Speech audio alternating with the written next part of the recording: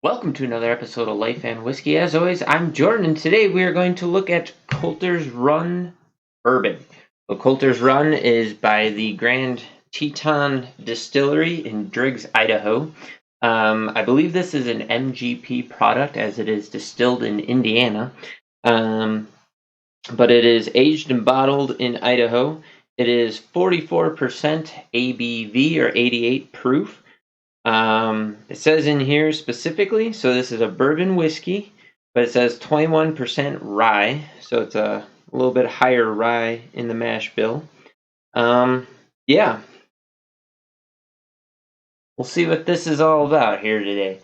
So I have not tried this yet, and I don't have any notes or anything on it, so we're just diving into this blind, and then today our topic of conversation is going to be talking about the archery elk hunt of September. So this is October 3rd today.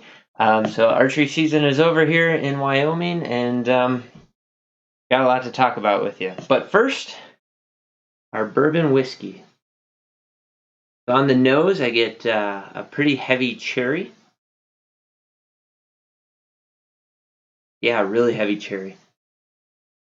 A cherry fruit kind of a cherry mixed with a little bit of herbal floralness, almost like you'd find in a rye. Really no oak in there at all.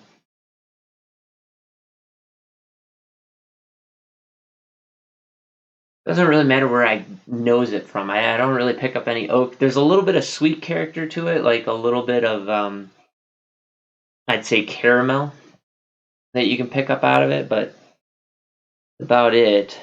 Got a little bit of viscosity to it, not a whole lot, so it's probably a little bit oily.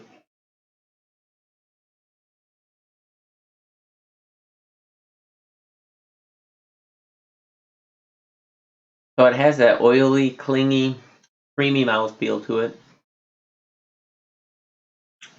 Presents forward with that creaminess, a little bit of vanilla sweetness, kind of moves into a caramel in the middle, and then you pick up this dry note about 3/4 of the way through the palate, where it kind of dries out on your tongue.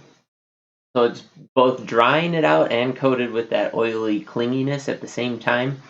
And that's where you pick up that fruit, that cherry note kind of comes in the middle there. Kind of pushes all the way through into the finish that has this oak, a dry oak with it, a little bit of pepper spice, a little bit of ethanol burn going down your throat. Yeah, so the nose didn't change at all from first sip and nosing till the second nosing.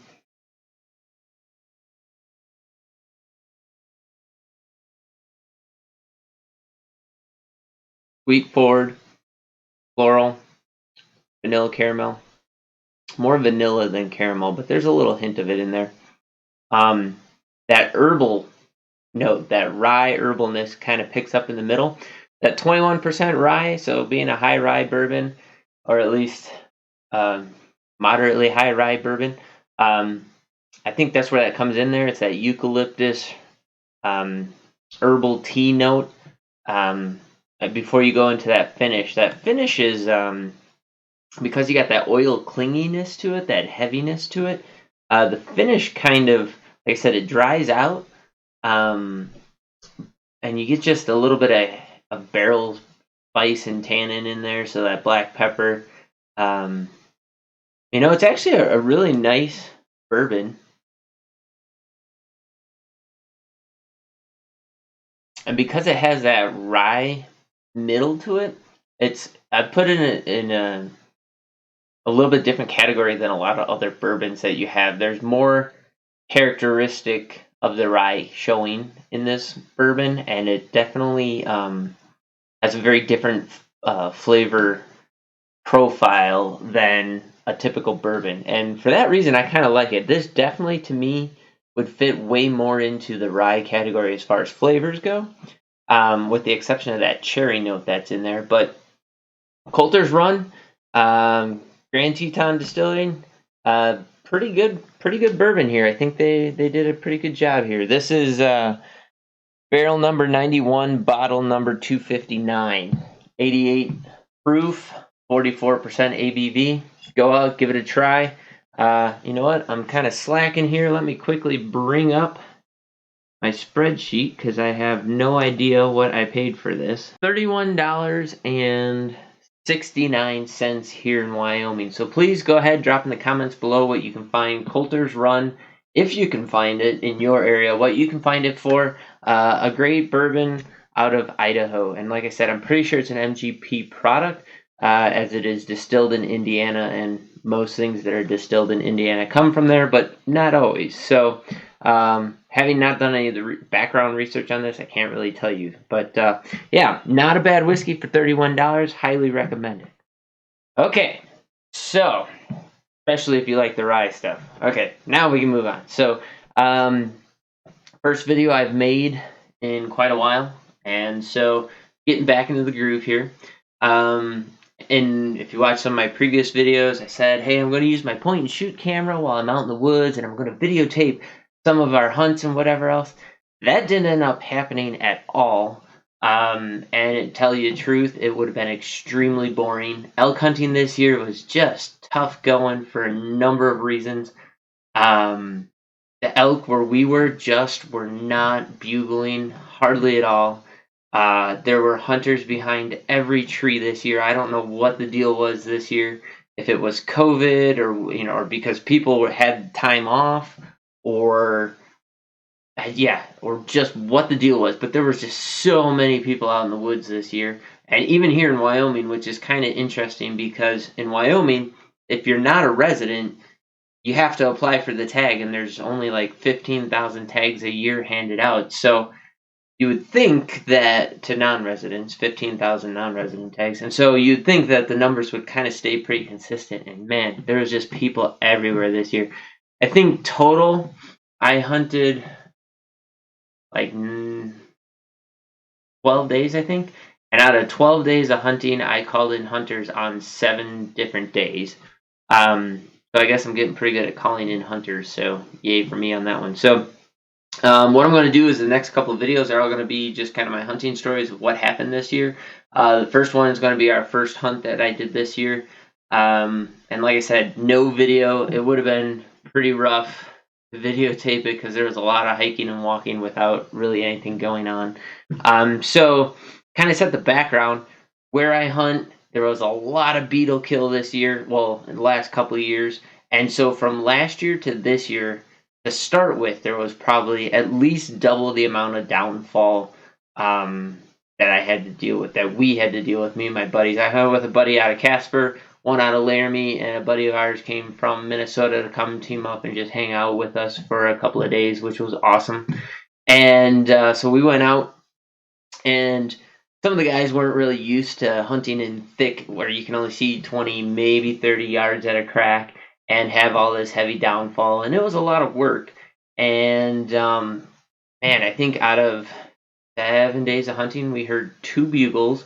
One opening morning, me and another guy were the only 2 guys in camp at that point. We went out, hunted all morning, didn't hear anything, and then at 9 o'clock-ish, we heard 1 bugle from kind of over the edge of a ridge, and we moved in on it, couldn't get any responses to any of our calls, moved in, and then just kind of all of a sudden there they were, 35 yards away. We saw a cow. She was kind of working along the edge, and then a bull came up behind her. Even at 35 yards, we couldn't get a shot because they never really stopped, and they ended up smelling us, the wind. So there's a couple of problems this year. 1, the number of hunters were just through the roof. 2, the amount of beetle kill and downfall we had to deal with made hiking very, very difficult. 3, there was a road that was closed for some logging, like a 15-mile stretch of road that normally many other hunters would go and hunt. And so those hunters all had to come to new areas, and it turned out that our area was one of the places they decided to go. And then just no bugling. The elk were really silent this year. And personally, I think that might have something to do with the COVID and stuff that we had going on, because it seemed like all around the country, people were reporting pretty similar results in most places. Not everywhere, but in most places. I had a buddy down in Colorado. He was there for 2 weeks. I think they heard like 2 or 3 bugles. My brother out in Washington, he hunted for a week. He said they didn't hear anything. I had a buddy over in Idaho. He said he didn't hear anything over a week, or very few, anyways. Like the calling and interaction of elk hunting just wasn't working same as normal this year.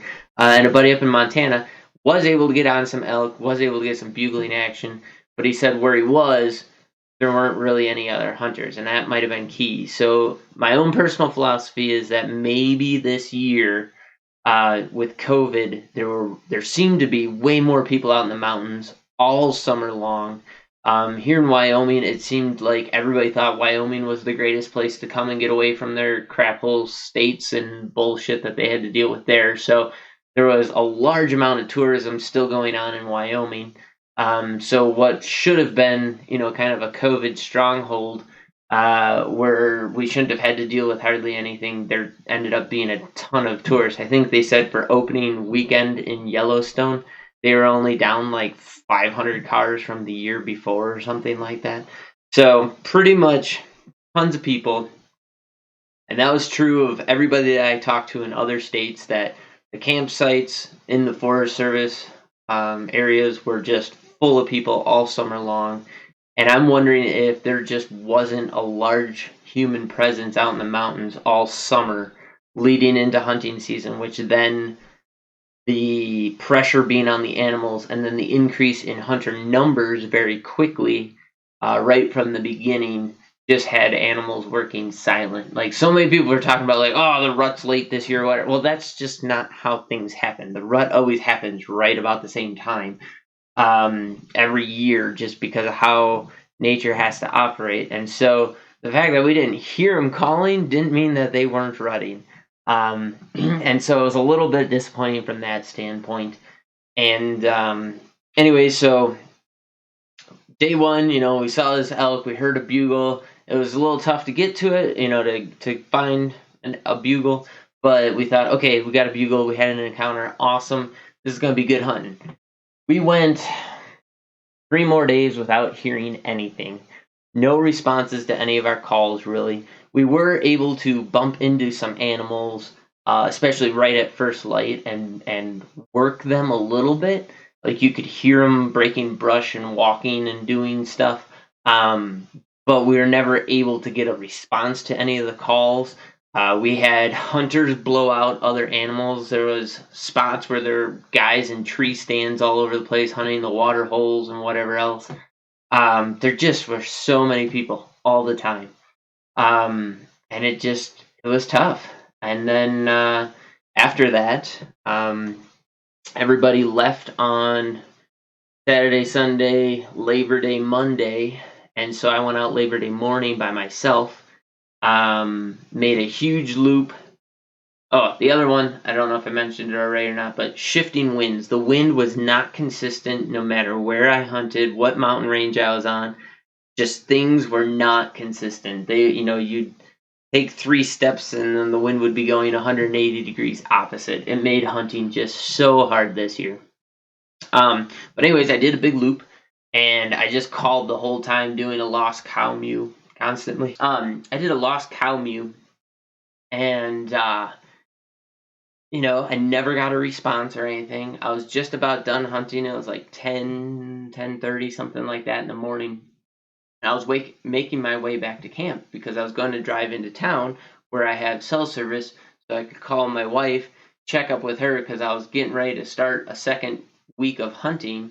And I wanted to make sure that still was okay with the new baby and whatever else. And turned out I ended up having to go home early anyways.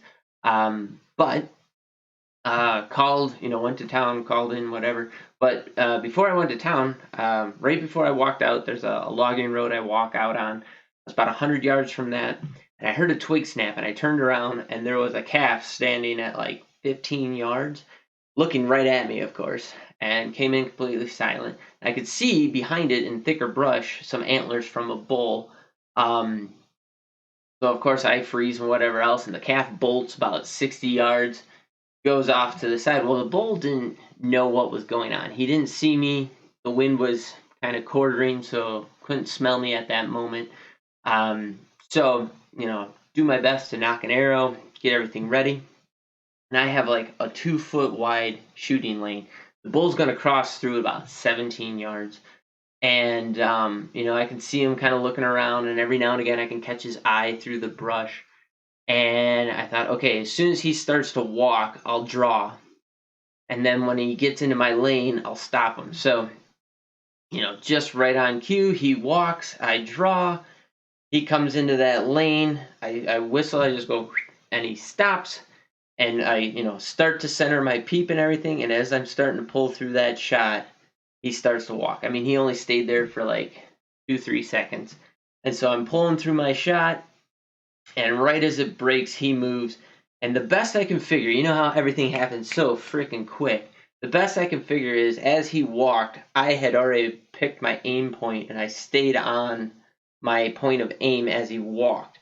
Because my shot ended up going right of my shooting lane, and I hit 3 trees. I snipped off the top, and I'll put the pictures, if they turn out okay, I'll put the pictures of the trees that I hit in this video right after this segment, or maybe I'll just do a voiceover or whatever.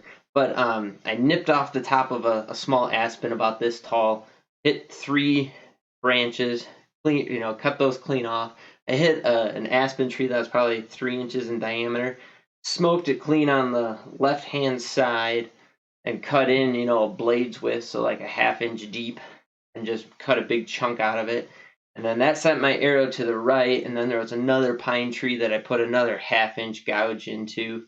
And best I can figure, after I pieced it all together, that arrow ended up coming in sideways and slapping with the side of the arrow, slapping the bull across the side. Because what I visually saw when I broke my shot was my fletching bury right into the paunch of that bull, and my heart just sank.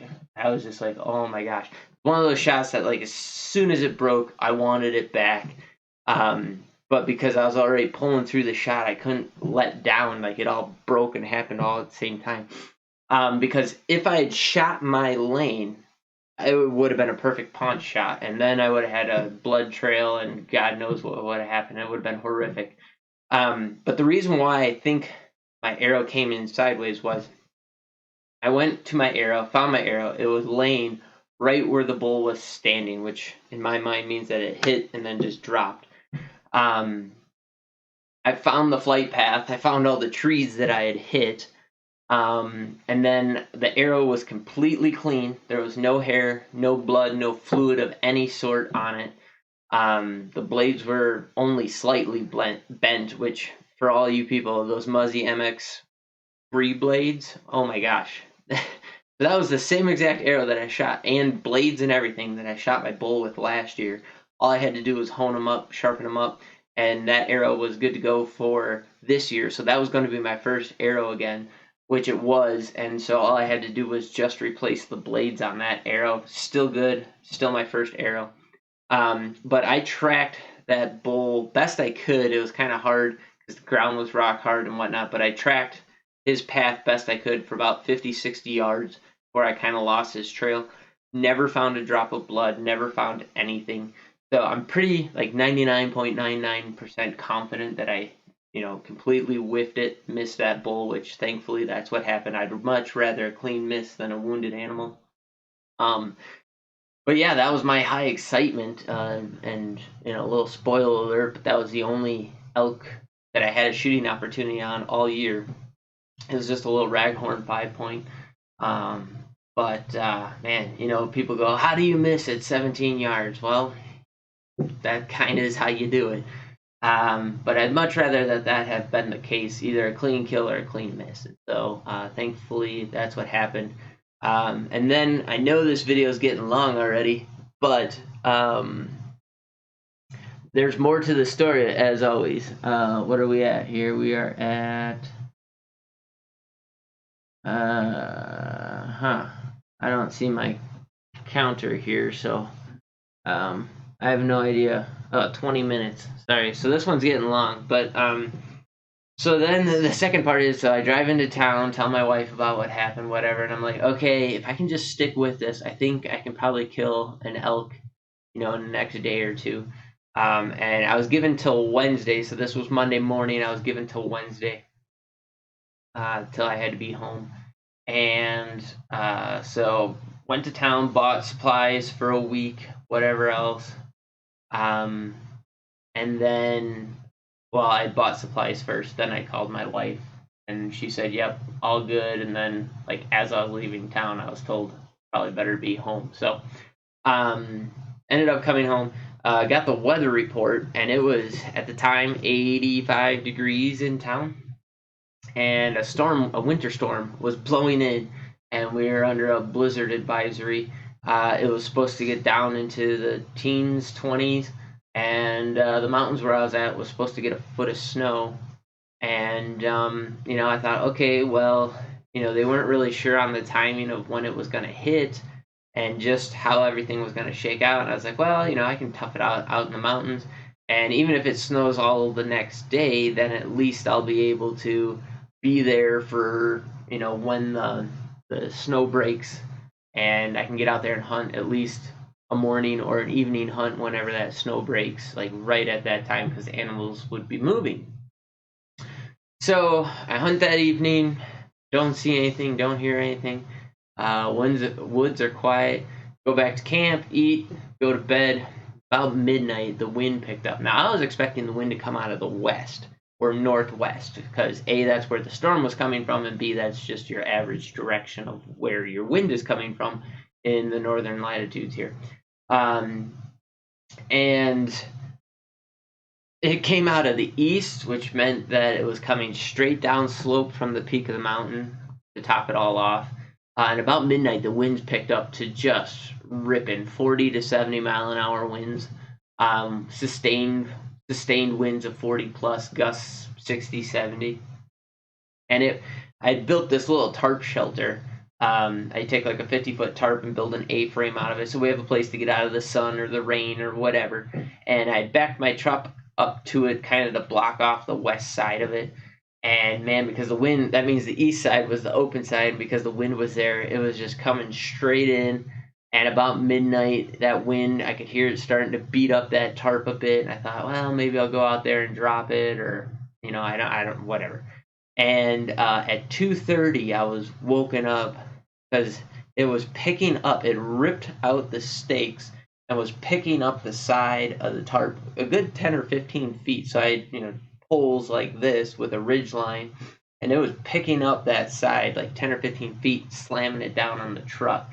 And at that point, I'm like, all right, screw it. Got up, took down the tarp and everything, and I thought, it'll be all right. Well, it hadn't started to snow. There was a couple of flakes here and there, but I could still see the moon every now and again through the clouds and whatnot. So I kind of made the decision. I was like, it hasn't started snowing. Let me get out of the mountains before the snow really hits. And luckily, I was camped in a big open meadow, like 100 feet from trees anywhere, because the winds were ripping so hard. I could hear trees breaking about every couple of minutes around me. And I thought, well, I need to get out of the woods, right? Because I have to drive down the Forest Service road, and I know there's going to be trees down.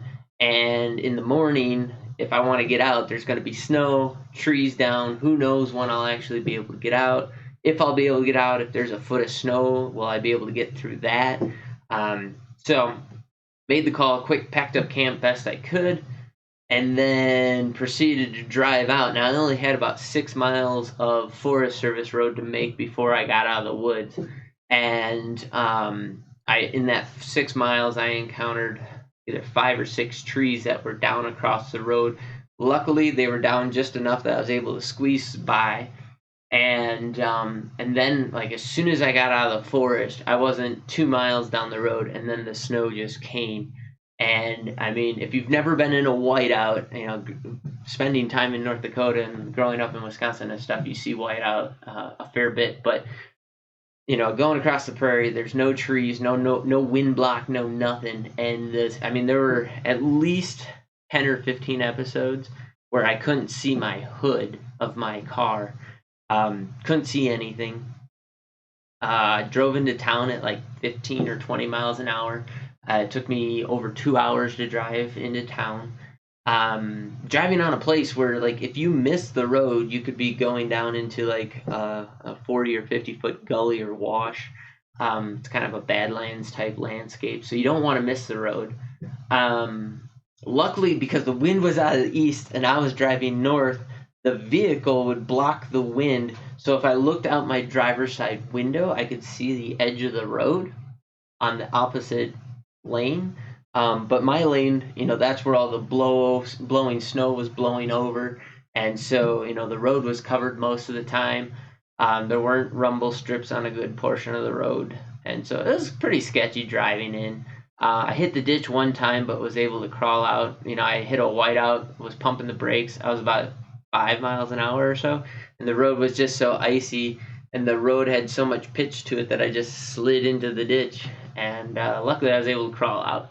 But 2 hours later, made it into town, got a hotel room, called up the wife, and that was that. I stayed at the hotel all day and then left the next morning, and even the next morning the roads were still icy for a good long ways. But yeah, so not what you expect on whatever it was, the 8th or 9th of September, but it's what it was. It went from 85 to below freezing, and that was how that hunt ended. I never got to go out any more days or anything like that.